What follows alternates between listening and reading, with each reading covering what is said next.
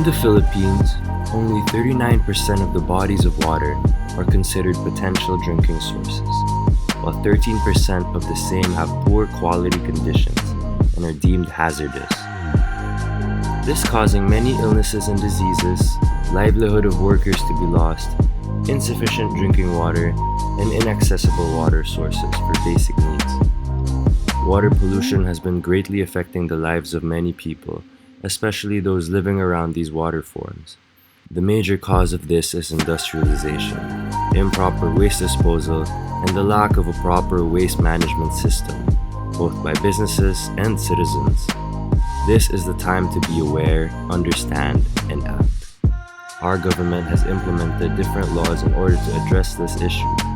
The Philippine Clean Water Act of 2004, or RA number 9275, ensures the regulation and minimization of discharged water pollutants, and this allows disposal of hazardous chemicals in the waters by local businesses. The MC 2009-14 protects leakage of harmful aerial spraying to the water area within the 50 meters buffer zone. The National Water and Air Pollution Control Commission guides companies to maintain the standard care for these water forms so they can be used for domestic, agricultural, and industrial purposes.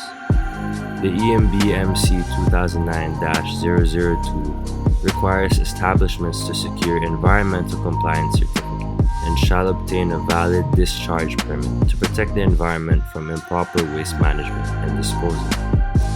As JGSOM major students, it is our duty to serve and be aware so that our future businesses and jobs will promote better social responsibility in taking care of the environment.